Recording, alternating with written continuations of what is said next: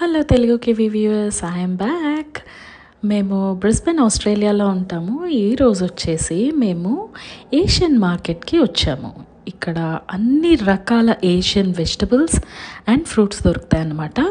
మీరు కూడా ఒక లుక్ వేసేయండి. పల్లెరుకాయ సూపుల్లా సిక్కి అల్లాడి నానేసే పల్లా పసిడి పచ్చాని అరసే తుల్లా